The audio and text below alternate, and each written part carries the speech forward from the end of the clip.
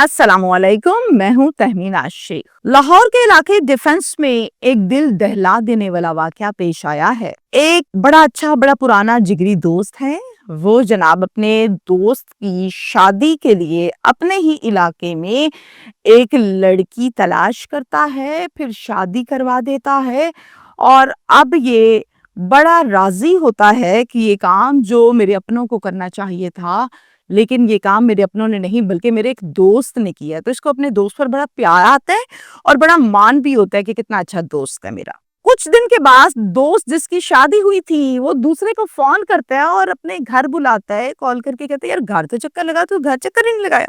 कहता है, अच्छा मैं आता हूँ। दोस्त आता है और फिर उसे करके उसकी को गड्ढा खोदकर उसमें गाड़ देता है। बड़ी हैरानगी की बात है। पुलिस ने इस कातिल दोस्त को भी गिरफ्तार कर लिया है। जो मुलविस हैं उनको भी गिरफ्तार कर लिया। पुलिस ने पूछा, हो तुम्हारे साथ इतनी बड़ी नेकी की है, इतना अच्छा काम किया, उसने तुम्हारे भले के लिए किया, और तुमने बदले में क्या किया उसके साथ? और पुलिस कहती है, वजह नाद बताओ। जो वजह नाद है ना, यकीन करें बड़ी हैरान कुन है, बड़ी अजीबोगरीब किस्म की है। मैं हैरान हो गई कि ये क्या मामलात क्या बनने लगते हैं। हट के वजह बनी है इस केस में, वो मैं आपको डिटेल के साथ बताऊंगी, लेकिन समझ आपको तब आएगी जब आप डिटेल के साथ पूरे केस को सुनेंगे, क्योंकि केस जरा थोड़ा सा अजीब सी नोयत का है। अच्छा जी, लाहौर में डिफेंस है, पोश इलाके का ये वुकुआ है, लेकिन इसका जो बैकग्राउंड है वो सारे का सारा मिलता है हाफिजाबाद से और कसूर से। हाफिजाबाद में एक फैमिली रहती है और उस फैमिली में घर के सरबराह का नाम है अब्दुल वहीद। अब्दुल वहीद की बीवी का नाम है आसमा। इनके 3 बच्चे हैं, 2 बेटे हैं और 1 बेटी है। आसमा थोड़ा बहुत पढ़ी लिखी भी है और घर के पास ही एक प्राइवेट स्कूल है, उसमें जॉब करती है। अब अब्दुल वहीद जो है वो एक निजी कंपनी में, प्राइवेट कंपनी में सिक्योरिटी गार्ड की जॉब करता है, और ये निजी कंपनी है लाहौर के DHA वाई ब्लॉक में। जब महीना पूरा गुजर जाता है, आखिरी तारीखें आती हैं, तो एंड पर कभी 2 दिन और कभी 3 दिन ये जाता है अपने घर, अपने बीवी के पास, अपने बच्चों के पास, उनके साथ टाइम गुजारता है हाफिजाबाद में। इसको एक क्वार्टर मिला हुआ है इसकी जॉब की जानिब से, जहां पर ये वैसे रहता है लेकिन अकेला रहता है। इसका एक बहुत पुराना बहुत अच्छा दोस्त है, उस दोस्त का नाम है फकीर हुसैन। अब फकीर हुसैन जो है वो कसूर में रहता है, सराय मुकल की हदूद में। एक दिन कहता है अब्दुल वहीद, यार लाहौर में आया हुआ हूँ, तू कहाँ पे है? बड़ा अरसा हो गया हमारी बातचीत नहीं हुई, इतने अच्छे पुराने बचपन के हम दोस्त थे। जिस पर वो कहता है, मैं तो लाहौर हूँ। क्वार्टर का एड्रेस बताता है, तो ये कहता है कि क्वार्टर पर आ जाओ यार, यहाँ पे बैठते हैं, खाना शाना खाते हैं, बड़ी देर हो गई है। अब फकीर हुसैन बताए हुए एड्रेस के मुताबिक क्वार्टर पहुंच जाता है, बैठते हैं, खाना शाना खाते हैं, गपशप मारते हैं। कहते, सुना यार जिंदगी कैसी गुजर रही है? कहता, बेहतरीन यार, अच्छी गुजर रही है यार। तेरी भाभी छोड़ गई, यानी 5 साल हो गए तेरी भाभी फौत हो गई। कहता, अच्छा, ओहो, फिर तो बड़ा मुश्किल होता है बीवी के बगैर जिंदगी। कहता, बस ऐसे ही है। तो बच्चों की सुना, बच्चे कितने कितने क्या हो गया? कहता है, जी 2 बेटे हैं, 1 बेटी है, बेटी सबसे छोटी है, और जो बेटे हैं सबसे बड़ा उसका नाम तौकीर हुसैन है, दूसरा जो है वो जहीर हुसैन है। कहता, अच्छा चलो यार, ये तो अच्छी बात है कि बच्चे जवान हो गए, लेकिन बीवी नहीं है, मुझे दुख हुआ। कहता, और तो और मैंने तो तीनों की शादियां भी टाइम से कर दी हैं, अपने अपने घर में सब आबाद हैं, कोई किसी का मसला नहीं है। कहता, यार तेरी उम्र सिर्फ 40 साल है, इस तरह तो मुश्किल है जिंदगी, इतनी लंबी जिंदगी कैसे गुजारेगा? कहता, जैसे गुजर रही। कहता, नहीं ऐसे नहीं, जैसे जैसे तुम बड़े होते जाओगे तुम्हें भी जरूरत है। तो ये बच्चे जिनकी तुमने शादियां की हैं, इनकी अपनी औलाद होगी तो ये अपनी जिंदगी में मगन हो जाएंगे, तो तुझे कौन देखेगा?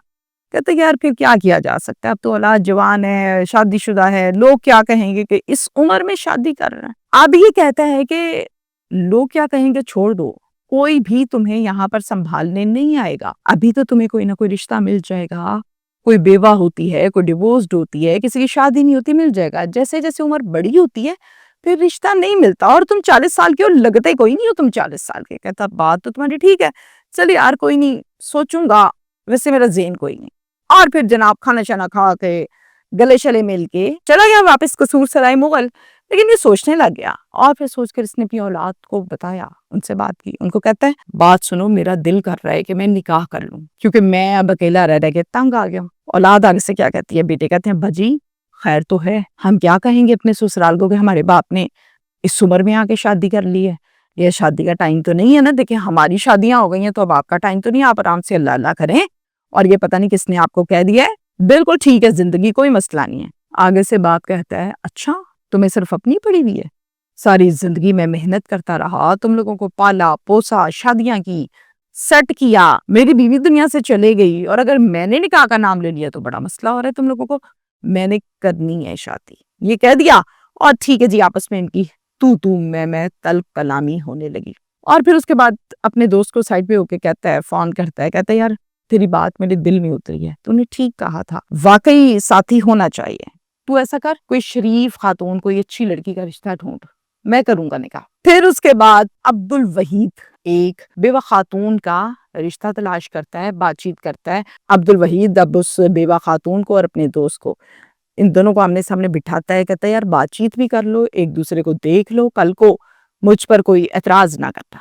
یہ دونوں بیٹھتے ہیں آمنے سامنے، ایک دوسرے سے بات چیت کرتے ہیں اور رضامند ہوتے ہیں اس نکاح کے لیے۔ اسی کوارٹر پر نکاح خواہ بلایا جاتا ہے اور نکاح ہو جاتا ہے۔ نکاح کرنے کے بعد فقیر حسین اپنی بیوی کو لے کر قصور سرائے مغل چلا جاتا ہے۔ جاتے سار گھر میں اولاد سامنے کھڑی ہے، کہتی ہے ہاں جی ابا جی، آگے سے کہتا ہے یہ تمہاری ماں ہے۔ شدید جھگڑا ہوا، آپ کو تو منع کیا تھا، آپ باز نہیں آئے، یہ کون سا ٹائم تھا شادی کا، نکاح کر لیا نا، اب اس میں سے بچے پیدا کرو گے، ہمارا شریک پیدا ہوگا، ہماری جائیداد بٹ جائے گی، کیا آپ نے کام کر دیا اس عمر میں؟ جس پر باپ کہتا ہے وارث میں نے نہیں پیدا کرنا، زبان کو سنبھال کے بات کرو، صرف نکاح کیا ہے اور یہ تمہاری ماں ہے، اس کو تسلیم کرو۔ جھگڑا ہوا شدید، اور ایٹ دی اینڈ سب جھگڑا تھم کے اپنے اپنے کمروں میں جا کے سو گئے۔ کچھ دن گزرے اس نکاح کو کہ توقیر جو بیٹا ہے اس نے اپنی سوتیلی ماں کو بازو سے پکڑا، گھر سے نکال دیا، وہ گلی میں کھڑی بیچاری رونے لگ گئی۔ اتنے میں جب اس کا شوہر آیا، اس نے دیکھا کہ یہاں پہ کھڑے ہوئے یہ رو رہی ہے، مجھے کیا ہوا، کس نے نکالا؟ تو کہا کہ توقیر نے مجھے باہر نکال دیا ہے۔ بازو سے لیا، اندر آیا اور آ کر بیٹے کو پوچھا توقیر کیوں نکالا تم نے اس کو باہر، تمہاری اتنی ضرورت ہو گئی؟ جس پر توقیر نے کہا پوچھیں اس کو اس نے کیا کیا ہے، اس نے میری بیوی کو تھپڑ مارا ہے، یہ جھگڑا کرتی، گالیاں دیتی ہے۔ اس نے بیوی سے پوچھا تو بیوی نے کہا کہ ایسا کچھ نہیں ہے، مجھ پر الزام لگا رہے ہیں، میں نے کچھ نہیں کیا، میں کیوں کروں گی ایسا؟ جس پر فقیر حسین ہے وقتی طور پر اس کو لگا کہ میرا بیٹا سچا ہے، میری بیوی جھوٹی ہے۔ یہ وہ پوائنٹ ہے، ذرا غور سے سنیے گا کہ جب حالات و واقعات چینج ہوتے ہیں۔ اچھا جی، بیوی میری جھوٹ بول رہی ہے، بیٹا میرا سچا ہے۔ بیوی کو کیا کہتا ہے گھر کا ماحول بہت خراب سا ہو رہا ہے، جھگڑے اور یہ فساد پھیل رہا ہے، تم آرام سے اپنے دو سوٹ لو، اپنی ماں کے گھر چلی جاؤ، میں چھوڑ کے آتا ہوں، 2-3 دن وہاں رہو، ریلیکس کرو، میں جب تک یہاں کا ماحول نارمل کر لوں گا پھر تمہیں جا کے لے آؤں گا واپس۔ عبدالوحید کچھ دنوں کے بعد کال کرتا ہے اپنے دوست فقیر حسین کو، کہتا ہے فقیر حسین یار تو سمجھدار ہے، یہ کیا کیا ہے تم لوگوں نے اس کے ساتھ؟ کہتا کیا کیا میں نے؟ کہتا یار وہ روئی جا رہی ہے کہ میرے ساتھ انہوں نے یہ کیا، آپ نے مجھے کے اس گھر میں شادی کرا دی، نہ میں نے کوئی غلطی کی نہ کچھ کیا، اور مجھے گھر سے نکال دیا۔